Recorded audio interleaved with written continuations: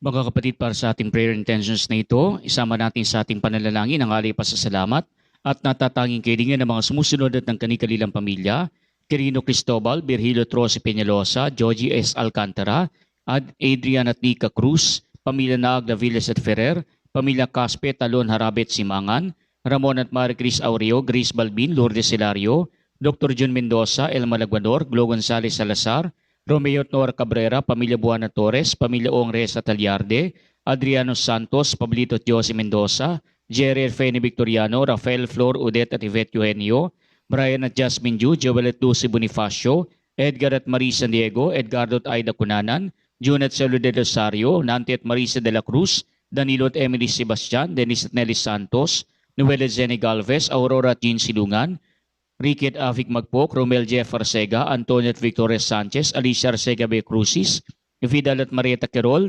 Gerald at Jennifer Francisco, Mila Digonong, Cesar at Lolita Nicolas, Celi, Celine Dominic Nicolas, Antonio at Evelyn Salazar, Edwin at Aida Gumapas, Dr. Betsaida Banaag, Pamilya Riano San Felipe at Esteban, Janet E. Pascual at hindi ng EDB Community, Reverend Father Rupino Pengsulit, Bishop Dennis Pilarojo, at para sa kaligtasan ng mga sumusunod at ang kanilang pamilya, mga kasapi ng Knights of Columbus, Holy Child Council, 6737 ng Bustos at ng Catholic Women's League ng Lawa May Kawayan, drivers at employees ng Malvine Trucking, Joshua Luis Ortega, Joshua Tolentino, Jody Diana Marfil, Dina Saavedra, Victor at Divina MC, Camila Lazaro Aquino, Pining Villanueva, Nick at Evelyn Rillera, Arman at Amy Isma, Emilita de la Cruz, Janet Wawat Tamani, Dr. Marat Marito Tolentino, June at Doris Pilihera, Bernard at Eden de Guzman, Franz Troncoso, Denilin Buna, Gigi Bautista Alejandro, Maria G. Adap, Dr. Ken Adap, Jaime at Jovian Cruz, Dr. Chester Calapis, mga medical staff ng Santo Niño Hospital sa Bustos at Region 2 Trauma and Medical Center sa Bayumbong Nueva Vizcaya, lahat ng mga frontliners at mga kawani ng pamahalang nasyonal at lokal, lalo na ng lungsod ng San Jose del Monte. Para sa kagalingan ni Cheryl Santiago, Aurelia Cooper, Eloisa Villamil, Samantha Osea, Chero del Mundo, Rami Banaag, Benamin Valerio, Reggie Garcia, Noemi Bergantinos, Sam Ingal, Mike Tumblod, Cora Milencio, Edward Mariano, Meli Ligaspi, Ronald Texon, Janet E. Pascual, Elisa Fajardo, Susan Lumalay, Rochelle Lovell, Leia Prondo, Agnes M. Bandong, Joyce Andriel Main, Gerald Anthony Bacus, Amy Denise Aguila, Zoe Fidain Panganiban, Queenie San Jose, Arnel Gaste, Thes at Maria Duria, Joanna Marie, para sa kaarawan ni na Christine May Garcia, Lynn Diaz, Lucila Sanchez, Marjorie Joyce Santos, Alfonso Cunanan, Ver Peñalosa, Wilfredo Salas, Nympha Marin, Jessie Pampilon, Ray Bartolome, Sally Vasquez, Richelle D, Maria G. Adap, para sa kaarawan ng mga kaluluwan, para sa kapayapaan ng kaluluwa ni na Ricardo Silidonia, Bibiana Hill, Sila Isabela, Leticia, Evelyn Alfredo, Eric Nicolas, Nelson Frederic Raquel Din Puloy, Maura Roman Andres Epifania, Domingo Maximina, Brana Angelo, C, Chudora Justin Lucila, Domingo Rosa, Jocelyn Daisy Romel, Jose Ricardo, Maria Jose Pipito, Flora Pacifico Julio Carmen, Crisanto Antonio Genoveva, Enrique Filomena, Alejandro Rodolfo, Israel, Junicio, Chidoro, Rolando, Leticia, Edgardo, at lahat ng mga namayapang mga lektor ng Diocese ng Malolos at ang lahat ng mga kawa-awang kaluluwa sa purgatorio.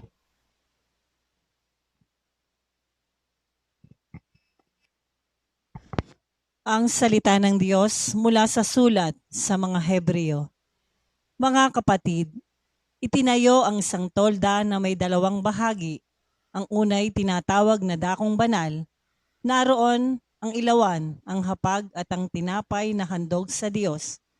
Ang ikalaway nasa kabila ng pangalawang tabing at tinatawag na dakong kabanal-banalan.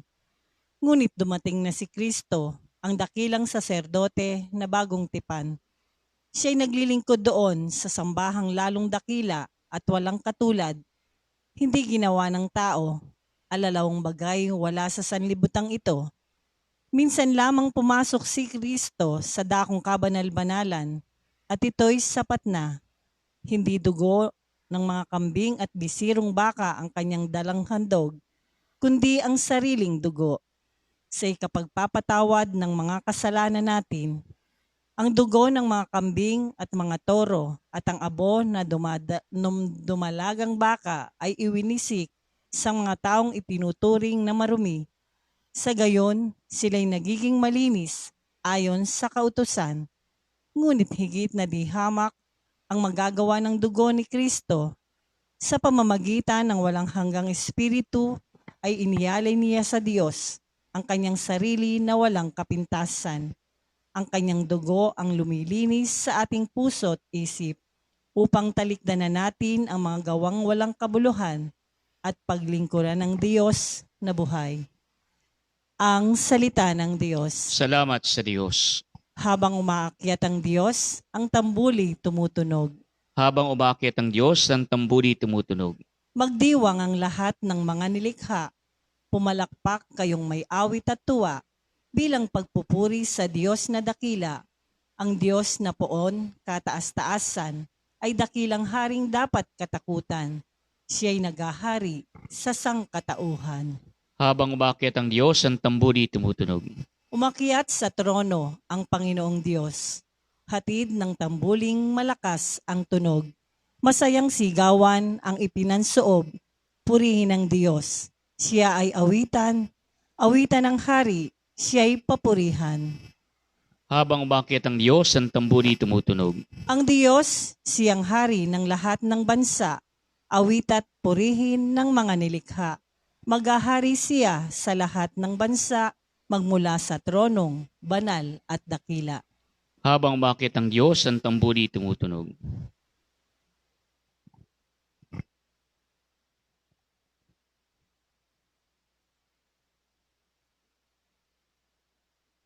Sumainyo ang Panginoon. At sumayo rin. Ang mabuting balita ng Panginoon ayon kay San Marcos. Papuri sa iyo, Panginoon. Noong panahong iyon, pag-uwi ni Jesus, muling nagkatipon ng napakaraming tao, ano pat hindi man lamang makuhang kumain ni Jesus at ng kanyang mga alagad. Nang mabalita nito ng kanyang mga kasambahay, sila'y pumaroon upang kaunin siya, sapagat ang sabi ng mga tao, nasisiraan siya ng bait. Mga kapatid, ang mabuting balita ng Panginoon. Pinupuri ka namin, Panginoong Jesucristo. Mga kapatid, sa buhay po natin, mayroong mga iba't ibang uri ng pagkabaliw. Kaya nga mayroong mga nababaliw sapagat nasisiraan ng bait, may mga nababaliw sapagat nasisiraan ng kanilang isipan. O kaya naman ay talaga nagkakaroon ng matinding karamdaman dulot ng depression sa kanilang buhay. Kaya nga po may mga pagkakataon, kahit ang ating matinding kalungkutan ay nagdudulot sa atin ng matinding sakit, hindi lamang sa ating kalooban, kundi nagdudulot sa atin ng matinding karamdaman din, lalo tigit sa ating pag-iisip. Kaya nga po yung iba, kapag sobrang kalungkutan, ang kanilang isipan, natutuon na lamang sa lahat ng mga bagay na malungkot. Kaya kapag halimbawa, ang isipan naman natin, natuon lamang doon sa puro galit natin sa ating kapwa na ating na nakagawa sa atin ng hindi maganda, may mga pagkakataon ang isipan natin nasisiraan din sapagat nadadala ng ating sobrang galit sa ating kapwa. Kaya nga po mga kapatid, iba't ibang uri ang pagkabaliw, iba't ibang uri ang ating pagkasira ng ating isipan. Kaya nga samantala naman, meron namang ibang mga tao nasisiraan o kaya naman ay nababaliw, hindi lamang dahil sa sila ay may karamdaman, kundi dahil sa sobrang pagkagusto nila at pagkaumaling sa isang bagay o kaya naman ay sa isang tao. Kaya nga hindi kailas sa atin na may mga taong tinatawag tayo na baliw na baliw doon sa pag-ibig. Baliw na baliw sa kanyang kapwa sapagat wala na siyang ibang iniisip na dapat niyang mahalin kundi ang kapwa na lamang niya. Kaya nga kapag kaganoon, ito yung tinatawag nating obsession. Yung po bang baliw na baliw ka na, gustong-gusto mong mapasayo ang isang taong mahal na mahal mo, bagamat hindi naman talaga nagmamahal sa iyo. Kaya nga kapag kaganoon, ang nangyayari sa atin, gusto natin maangkin ang tao na ito. Kaya yung ating obsession nauuwi sa hindi maganda, sapagat lahat na lang ay gagawin natin para akitin natin ang tao na ito. Lahat na lang ay gagawin natin para yung tao na ito, tayo na lamang ang kanyang palaging tignan at wag na siya na maging malaya para makipag-ugnayan o makipag-usap sa iba. Kaya kapag baliw na tayo sa pag-ibig, ano ang nangyayari sa atin? Hindi tayo lumalaya at hindi rin natin pinalalaya yung ating minamahal. Ikinukulong natin sa ating pag-ibig ang taong minamahal natin. Bagamat sa isang banda, ang tao naman na ito ay nakukulong ng tuluyan sapagat hindi siya nagiging malaya na tunay niyang mahalin ang dapat niyang mahalin. Kaya nga po mga kapatid, sa ating pumabuting balita, ito rin ang ibinibintang sa ating Panginoon, na ang ating Panginoon ay nasisiraan ng bait, na ang ating Panginoon ay nababaliw na. Bakit? Sapagat sa kanyang sobrang paggawa ng kabutihan sa kanyang kapwa, sa dami ng mga taong nangangailangan sa kanya, sa dami ng mga taong dapat niyang tugunan sa kanilang mga kahilingan, na anupat na hindi makuwang kumain ng ating Panginoon kasama ng kanyang mga alagad. Kaya nga po ang ating Panginoon nagugutom. Ang ating Panginoon bilang tao may sariling pangangailangan, subalit na isasantabi niya dahil ang mas tinitignan niya ay yung pangangailangan ng kanyang kapwa. Kaya nga po mga kapatid, yung ginagawa ng ating Panginoon ay paggawa ng kabutihan para sa kanyang kapwa. Kaya nga ang tingin sa kanya, nasisiraan na ng bait. Bakit? Kasi hindi na makuwang kumain, nakafocus na lamang doon sa kanyang ginagawa. Kaya nga po importante sa atin yung pagkain. Pero para sa ating Panginoon, mas importante sa Kanya yung mga taong matagal na nag-aabang sa Kanya. Mas importante sa Kanya yung mga taong siya na lamang ang inaasahan. Mas importante sa Kanya yung mga taong dapat niyang tulungan sa abot ng Kanyang kapangyarihan upang nang sa gayon sila rin ay mabigyan ng kanilang pangangailangan. Kaya nga po sa katunayan, talaga namang makapangyarihan ng ating Panginoon.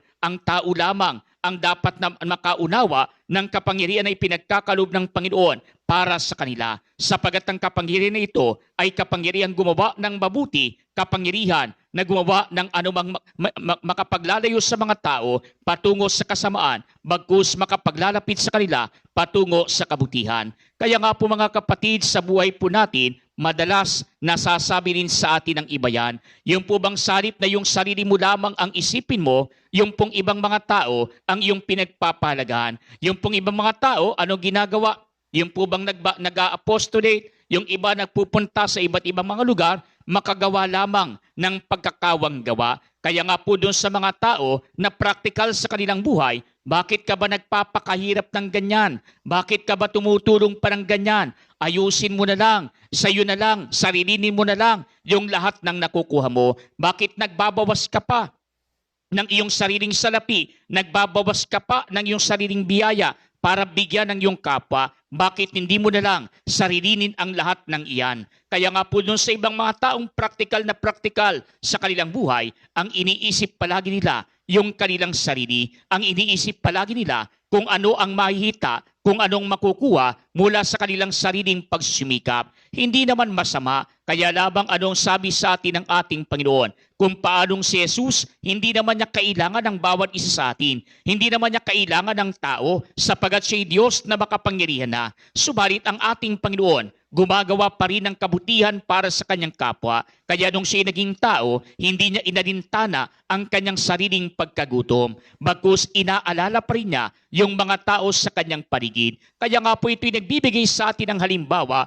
na kung saan ang ating Panginoon wala na ngang pangangailangan sa atin, pero nagbibigay pa rin sa tuwina sa bawat isa sa atin. Ang ating Panginoon kumakalinga pa rin sa lahat ng mga tao sa kanyang paligid. Kaya nga po mga kapatid, ito rin ay nagpapakita sa atin, huwag tayong maging makasarili. Matulad tayo sa ating Panginoon, matuto rin tayo na limutin ang ating sarili paminsan-minsan at ipagkaloob natin ang ating sarili sa paglilingkod para sa ating kapwa. Kaya nga po mga kapatid, nakahahanga yung mga taong ginagaya ang larangan ng ating Panginoon. Nakahahanga yung mga tao na hindi yung kanilang sarili lamang ang kanilang iniisip. Kaya isipin po ninyo mga kapatid, ngayong panahon ng pandemya, kung lahat ng doktor ang iisipin lamang nila yung kanilang sariling kalusugan, di sana wala ng doktor na nanggagamot pa ng mga taong tinamaan ng salot na ito. Bakit? Sapagat sila man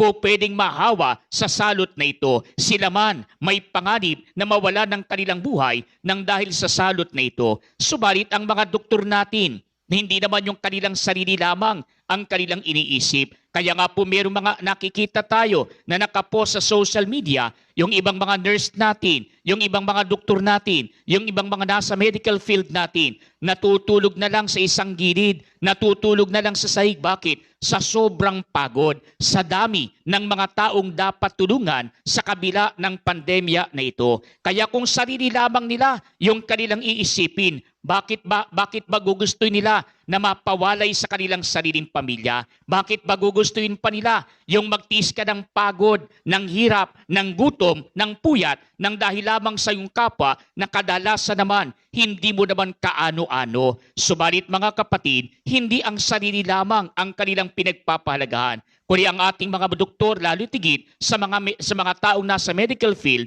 ang kanilang iniisip, yung paglilingkod na kanilang magagawa para sa kanilang kapwa, yung maitutulong nila sa abot ng kanilang makakaya para nang sa gayon mailigtas ang kanilang kapwa mula sa salot na ito. Kaya nga po mga kapatid, kung paano ang mga doktor natin at nasa medical field, ganito ang ginagawa. Ito'y nagpapahayag lamang sa atin ng pagsalamin sa ginawa ni Kristo nung kanyang kapanahunan. Kaya nga kung tutusin, sa mata ng mga tao, si Jesus ay nasisiraan ng bait. Sa mata ng mga tao, si Jesus ay isang hangal. Subalit sa atin na gumagawa ng kabutihan, sa atin na gumagawa ng anumang makabubuti para sa ating kapwa, sinusundan natin ang yapak ng ating Panginoon. Kaya hangal man ang itawag sa atin ng mundo, hindi na bali, sapagat tayo nagiging hangal, hindi para kung kanino paman, kundi tayo nagiging hangal para kay Kristo. Sapagat sa bawat nating ginagawa na kabutihan, sa abot ng ating makakaya, may pagdurusa man, may sakripisyo man na nanggagaling mula sa atin, ang atin namang tinutularan ay walang iba kundi ang ating Panginoon. Kaya nga po mga kapatid, sa pagkakataon na ito, pinagdarasal natin, pinasasalamatan natin yung lahat ng mga taong nagpapagal pa rin para nang sa gayon matulungan ang kanilang kapwa sa kabila ng pandemya na ito. Kaya nga ang ginagawa nila ay hindi isang kahangalan, kundi ito isang inspirasyon na dapat tularan. At kung kahangalan man ito sa paningin ng iba, inuulit natin, ito'y kahangalan hindi kanino paman, ito'y kahangalan para kay Kristo. Sapagat ang kahangalan na ito ay hindi kahangalan na maituturing ng ating Panginoon sa larangan at pamantayan ng daigdig, kundi ito'y kahangalan na nagpapayag sa atin, tayo lumilimot sa ating sarili, lumilimot tayo sa ating sariling kagustuhan, lumilimot tayo sa ating sariling kasaganaan, sapagat meron tayong pinaglalaanan at ito ay ang ating kapwa sa pangalan ng ating Panginoon. Kaya nga po mga kapatid, kung paano ang ating Panginoon nagpatuloy sa kanyang pagkakawanggawa, tayo rin naman sa kabila ng lahat, magpatuloy tayong gumawa ng mabuti sa kabila ng maraming mga kasamaan. Magpatuloy tayong magkawanggawa sa kabila ng pang-aabuso ng ating kapwa. Magpatuloy tayong maging mabuti sa kabila ng pagiging makasalanan ng mga tao sa ating paligid. Sapagat lahat naman tayo makasalanan na nagsusumikap maging mabuti, nagpapakabuti, nagpapakabanal sa pangalan ng ating Panginoon.